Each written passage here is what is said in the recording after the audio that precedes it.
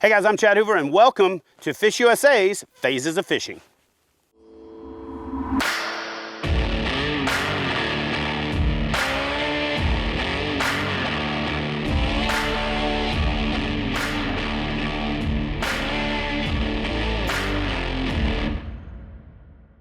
All right guys, so before we jump into today's video, I gotta give a big shout out to the folks at Lake County, Florida at lakebigbass.com for making this series possible. So let's talk about spring bass activity. Everybody has their theory about what bass do when, but I want to talk to you about the three most important things to bass at all times, but how it's that much more important in the spring. And that is the FOT concept. That stands for food, oxygen, and temperature. Now, oxygen becomes a problem in the summertime when it's super hot. It's really not that much of a problem as long as it's cool outside, but food is, right? These fish are getting ready to spawn. That means they got to feed up. It's a lot like a fighter going into camp and they have to train, and so they have to eat when they're training hard, and then when they start cutting weight, they start eating a little bit less. That's a little bit more like a bass when it goes on the bed. So let's talk about what bass do in the spring and where they go.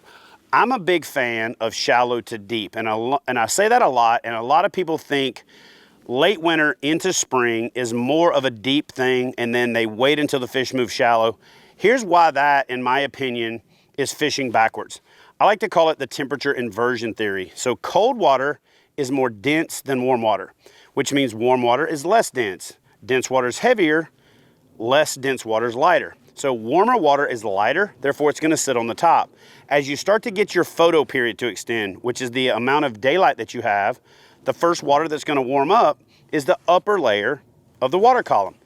Florida stream bass in particular, which is what people target when they're targeting the really big monster bass down south, have a tendency to be a lot more temperature sensitive, meaning they're going to look for that warmer temperature. Now that they're trying to feed up for the spawn, the bait fish have gone to those areas as well, because the upper part of the water column is the first place that the zytoplankton, phytoplankton, zooplankton, and all of that stuff is going to really start to bloom and start to aggregate. So the bait fish go there and the big fish go there as well. But at the same time, that upper part of the water column is starting to warm up. So for me, what I start looking for is I go to the northwest corner of any particular body of water and I start to focus there, whether that's in map study or physically getting out on the water and checking those spots. I'm looking for the place that's gonna get the sun first, meaning the sun rises in the south-southeast and it sets in the west. Rises in the east, sets in the west, but it's a little bit of an off angle in the springtime. And so the northwest corner of any body of water is going to be the first place to get the sun, and it's going to be part of the place that keeps the sun the longest throughout the course of the day. So traditionally, that's where the water warms up. Now, if the northwest end is the dam end and it's 65 foot deep, you're going to have to make an adjustment, but we want to talk about starting points and places that you can start looking. So start looking at that northwest corner of any reservoir. And then what I do is I start to try to find things like creek mouths, ditches, offshore humps in proximity of a shallow flat in that area, which is going to allow the bass to go out for safety and security in deeper water should a norther blow in, one of those last cold fronts of the winter before you switch to spring. And so I'm looking for like 20 foot within 20 yards. A lot of people call that the 20-20 rule, but I really don't want to go into a flat that's 1.5 miles of solid shallow water. I want to start with that leading edge, meaning that shallow water that still is a little bit closer to deeper water.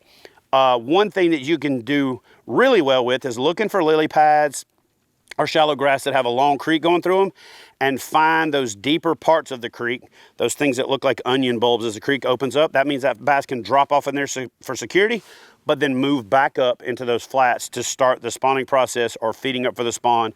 Plus, those creeks and those areas are also natural travel corridors, highways, if you will, conveyor belts for the food source, food, oxygen, temperature. Now, when these bass start to feed up, the number one thing on their mind is to feed. They have to feed up to prepare for the breeding process or the spawn. And we're going to talk about the spawn later in the Phases of Fishing series. But here's the thing. When it comes to spring, I'm going to tell you this. Start as a general rule. Don't be jumping in the comment section and say, my local lake, I fished the south end, blah, blah, blah, because there's a lot of variables that come into this. But if you're looking at that starting point, where do you start to look for fish in spring? especially as the photo period starts to increase, the day gets longer, the upper part of the water column starts to heat up. Look for them shallow. Shallow water near deep water, shallow to deep, or STD if you want to catch them. That's the way I remember it. That is your ticket. Okay, creek bends that have a flat off of the bend, that have some type of cover on structure, like a stump on the drop-off. The drop-off is the structure, the stump is the cover. You know, a lot of times people use those words interchangeably. Cover is temporary, structure is permanent. Something that's going to go away if the current comes by is cover. Something that's going to die and change shape is cover. Something that's there forever, something that's permanent is structure.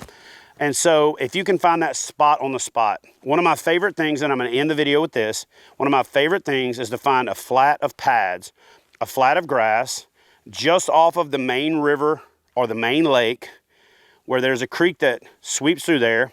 Find the first big hard bend and fish that flat on the up sun side so that I can fish from the creek into the sun so my shadow doesn't get there with my lure first. We'll talk about sun angle in another video, or you can go watch one of my other videos where I talk about it. In fact, I'll link it up in the description box. But I want to be on that down sun side.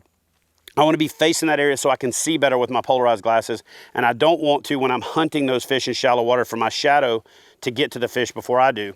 But if I can find that sweep, that bend, and I could fish into the sun in the morning on one of those flats in the northwest corner where they've got that deep water security of the creek or the main river channel bend, but be able to get up on that flat and start to feed up, that is one of those ideal scenarios. Now, if you can get that to align with the feeding time in the morning, say from Bass Forecast or, you know, some other app like that, then you've got all of the perfect scenarios: a warming trend, a topwater reaction bite, which we'll talk about in another video, the types of topwater bites. You are setting yourself up for unbelievable success. And I think a lot of people wait too long to go shallow in the spring. They wait till they're hearing about other people seeing the fish on the beds. At that point, you've missed out on almost a month of some of the best fishing in the world in a lot of places. So anyway, that's going to do it for today's video, guys. I'll get way more in depth and go way more into detail. Again, big shout out to the folks at Lake County, Florida, lakebigbass.com, for making this video possible. We'll see you in the next video. Smash that thumbs up if you're new. Smash that thumbs up if you like the video. Hit that subscribe button if you're new to the channel, and I'll see you in the next video.